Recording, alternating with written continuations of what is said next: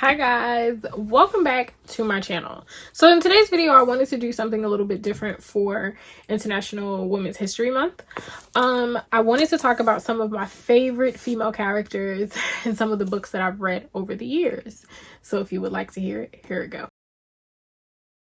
So these are books that maybe I've read within the last year, maybe beyond that, but just some female characters that stand out to me. I also have some written down in my notebook, so if you see me looking down, that's why.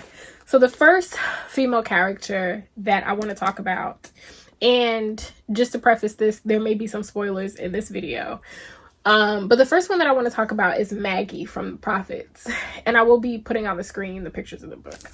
Maggie, if you don't know, The Prophets is a story about two gay slaves that are in love and kind of going through the trials and tribulations of their relationship. But the book also covers how their relationship affects the entire plantation, from their master down to the children on the plantation. So one of the main characters in the book, her name is Maggie, and she is a house slave who, for the beginning half of the book, is kind of, she seems like she's mother hen, right? Like she takes care of everybody. She looks out for Isaiah and Samuel. But we don't find out until later on that she is somebody's mother. And just her strength, her resilience to mother this child that she refused to have any attachments to because she had previous children taken away from her and killed right in front of her. Just, you know, it was just something about her through the story that like gave me chills. She was so strong in her will, and like she was even strong in her spirituality, right? Like there is a scene where the boys were injured and it's time for her and some of the other women to care for them. And she's like, I know in front of Master and them, we don't do this, but we hold on to what is ours. And that was very powerful for me. I think often in my waking life, we kind of mock what we now consider superstitions, right? When really it is our tradition. It is our spirituality. It is what our ancestors were able to bring with them, and the thing that they held on to while they were in bondage, while they were hurting, so on and so forth. So I thought it was, her character was just so moving to me. In a book that I deem one of my favorites. I absolutely love The Prophets. I think it is amazing in so many different ways. It was just so good. But Maggie that's my girl. And when push come to shove, she was like, oh, y'all gonna get a fight out of me. I ain't gonna lay down like no punk. Y'all ain't gonna take both my babies from me. Ooh, next. This is another book that was a favorite of mine. What is, I can't remember. I found it. I opened like right up to the character. So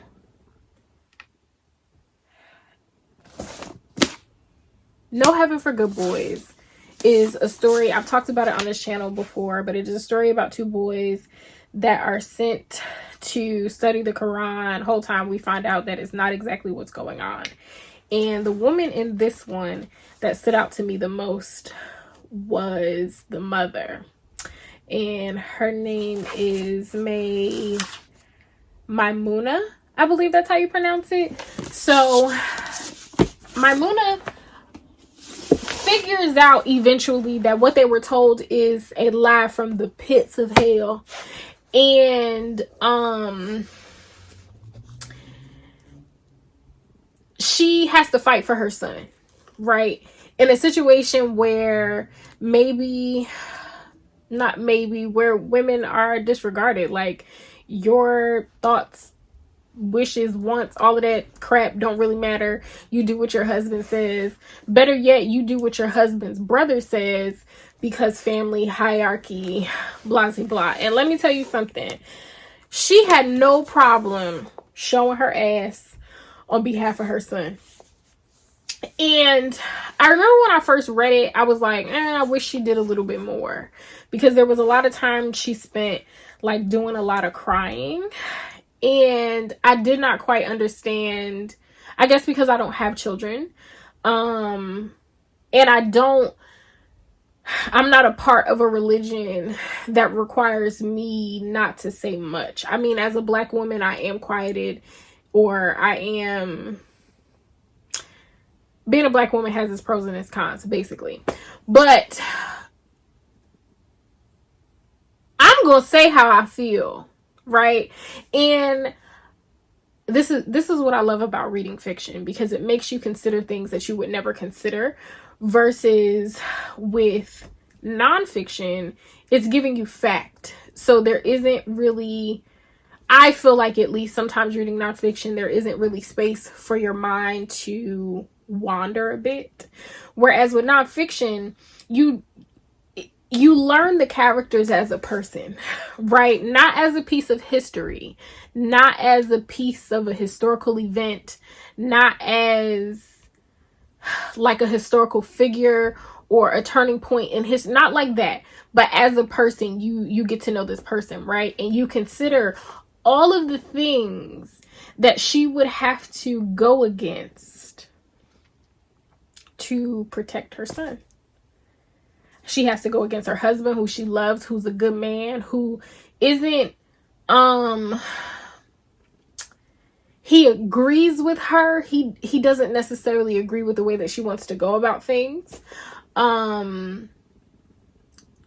It's just her strength as a mother. Her saying, you know what, fuck it. Y'all gonna tell me something about my baby, and y'all gonna get my baby back. And even though, well, I'm not gonna say that part. I don't want to spoil everything for y'all. But it's an amazing book, and she's an amazing character. A lot of the story is following her son and his older cousin while they are doing, all the things that they're doing. But No Heaven for Good Boys is an amazing book. I cannot wait to see what else Keisha Bush has in store. She is absolutely amazing. Okay? Absolutely amazing. Next, I want to talk about, what do I want to talk about? Let's see. Let's look at my notebook, see what I have written down. Because so many things. Oh, my notebook has a folder in the back. Didn't realize that. Yours, mine. Aria. Oh my gosh. I read Aria, was it last year or the year before? Maybe last year. And there are a lot of different women in Aria. A lot of different types of women, I should say. And my favorite one is the main character, because we follow her life from when she's a child up until she's an adult, and she goes through a lot of different things. It's a saga of her life, and it kind of tells the story of the different women in her life, of how she got to where she is, why things were the way that they were, so on and so forth.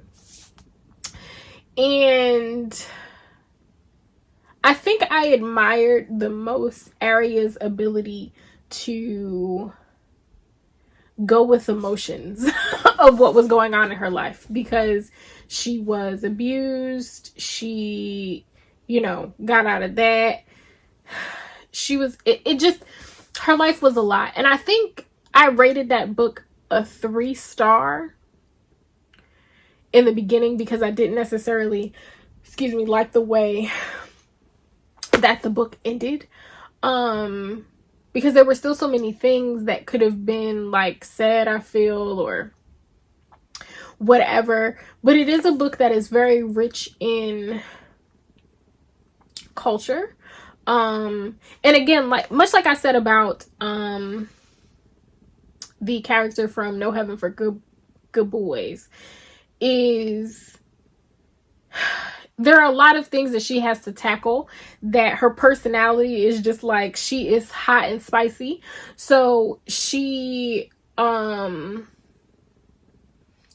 against the grain a lot. And I think that's what I appreciated about her. She goes against the grain, and she's not afraid to get into a little bit of trouble for asking questions, but she's also still genuinely a good girl. So I thought that was cool. And then last but certainly not least, and if you guys like this video, I can do another one for you. Just let me know in the comments. But last but certainly not least, the sisters from My Sister, the Serial Killer. Oh my gosh. There are so many people that told me that they did not enjoy this book. And I can see why, if you don't realize that the book is satire. If you are reading the book literally, then yes, you're not necessarily going to like it, because it's kind of dark and grim. But when you realize that it's satire and it's supposed to be a little bit funny, like you're supposed to laugh at some of these things, then I feel like you can take the book in a little bit easier. I think I loved both sisters for different reasons. The sister that is doing all of said murdering is aloof. She's just like, sister, I've killed another one of my boyfriends. What do I do? Come help me clean the body up. And her older sister feels obligated to help her because it's her little sister, and the way that they've grown up, the culture, you are your sister's keeper.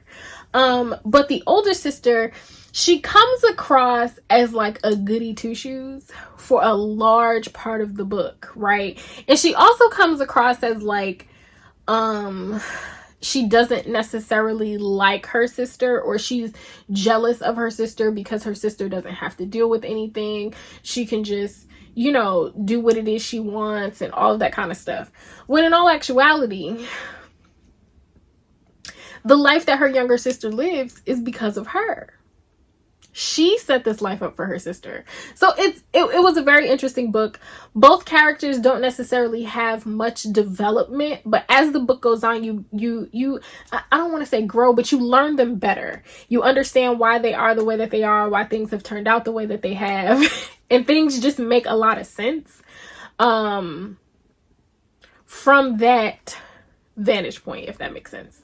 So those are some of my favorite women characters. I think they are all different for a lot of different reasons, and they are spicy, they are funny, they are sad, they are strong, they are all different sorts of types of things, which is what women are. We are multifaceted, we have different emotions, we are talented in many different ways, we are master multitaskers, we are beautiful, we are sexy, we are smart, we are intelligent, we are dumb if that's what we feel like being. There just isn't anything that a woman can't do. So I hope you enjoy your Women's History Month as much as I have been enjoying it. And let me know what some of your favorite characters are from books that you've read. Again, if you want to see another video like this, just let me know in the comments. And if no one has told you today, I love you, and I will talk to you soon. Bye, guys.